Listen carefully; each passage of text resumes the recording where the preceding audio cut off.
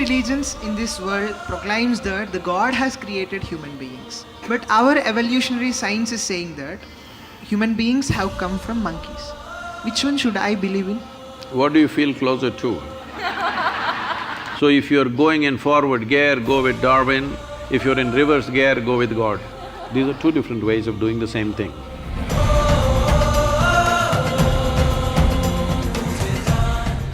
Sadguru, I'm a student from science background. Most of the religions in this world proclaims that the God has created human beings. But our evolutionary science is saying that human beings have come from monkeys. Which one should I believe in? What do you feel closer to? Being a human, I think that I have evolved from humans. See, if you are someone who is on a reverse gear, then you must choose the first one. Your religious people telling you you came from God because you're going in that direction, better not go in the direction of a monkey. Go back to God. But if you're planning to evolve, then better go with Darwin, because is there room for evolution for you, or are you super evolved already? I'm asking. There is a room for evolution. Huh? There is room for evolution. If there is room for evolution, that means there is a possibility that you can become a better man than what you're today. So if you're going in forward gear, go with Darwin. If you're in reverse gear, go with God. Yes, because if you want to go on that path, that needs devotion. Devotion means… the word devotion comes from the word dissolution. You want to dissolve into your object of your object of devotion, whatever it is, you want to dissolve into it. So, in a way, it is a way of making yourself less and less and less so that you become nothing, literally. It's a wonderful way to live. It is not sounding good when you speak in language that you want to become less and less.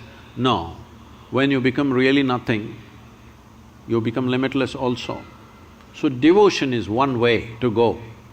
But you don't have that because you've gone through little bit of modern education and you're beginning to think logically. Now, if you think logically, naturally you can see life has evolved on this planet, there's no question about that. So if you want to go forward, you must see, just behind you is the monkey. One step backward, you will be right there. Better you move forward quickly. Because some of the scientists are saying today that the DNA difference between you and a chimpanzee is only 1.23%.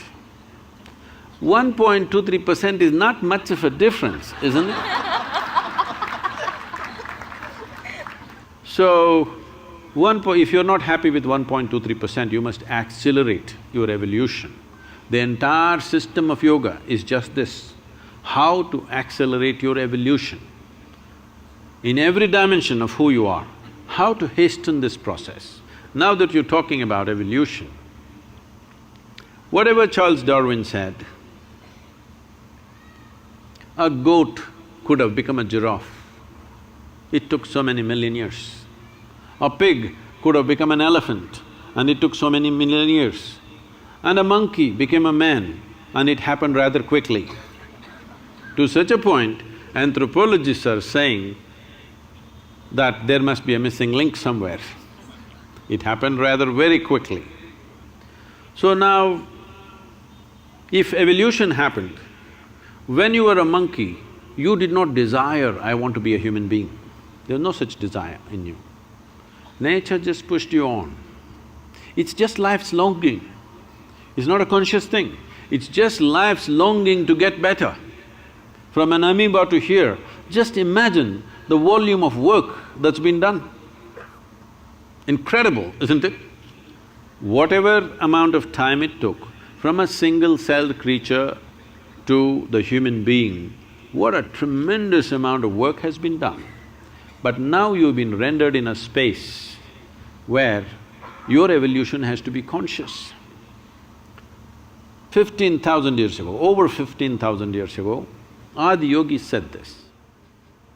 When his seven sages asked, his seven disciples asked this question, how did life happen? You have heard of the 9 avatars. What are they? Matsya, Kurma, Varaha, Vamana, Narasimha, Parashurama, Krishna, Buddha, Kalki. So, please look at what he is saying. This is very much in parallel with what Charles Darwin is saying. First is fish, Matsyavatara. Next is amphibious, turtle. Then he's skipping all the other small forms and coming to the mammals. The first mammal we're talking about, a boar or a pig. The hardest animal to kill is always a boar because it's so rooted in the body. Even today if you behave badly, the girls will say he's like a pig. Yes or no? So if something is very crude, you say it's like a pig. So, first animal, mammal is the pig. What's next? Narasimha. Narasimha means half man, half animal. Next is Vamana, means a dwarfed man. Next is Parashurama, a full-fledged man, but explosive and uncontrolled, volatile. Next one is Rama, a peaceful man.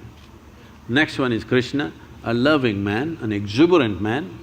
Next one is Buddha, who is a meditative man.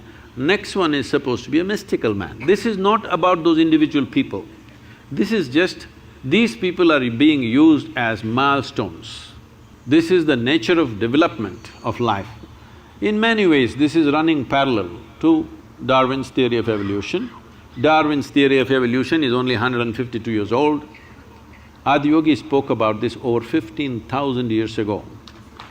And then naturally the next question is, can we evolve further? Because you find right now when you want to study for your examination, you wish you had little more brain. Hello? Does it happen or no? So naturally question, can I evolve further? If a single-celled animal can become this much, can I go further?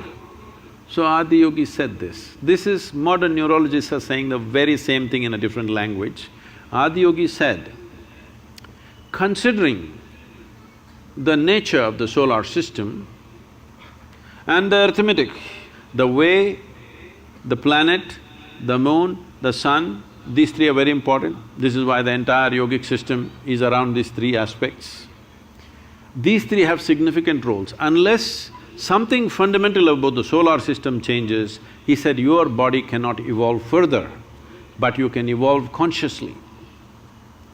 When we say we can evolve consciously, I can show you or we can take you as an experiment if you're willing. Yes. Huh? We can put you on something and show you that your very fundamental genetics will change within a matter of 3 to 9 months by doing certain things with your system. If you know, if you're willing to give yourself to a certain discipline, your very genetics can be altered, your level of intelligence can be changed, the way you experience life can be changed. So he said, you can evolve consciously, but physically you cannot evolve unless something about the planetary system changes. Modern neurologists are saying something very similar. So, if you're going forward, choose Darwin. If you want to go backwards, backwards is not a bad place. If you want to go backwards, don't think backwards is a negative thing, no. If you want to dissolve, you go towards God. If you want to evolve, this is one way. These are two different ways of doing the same thing.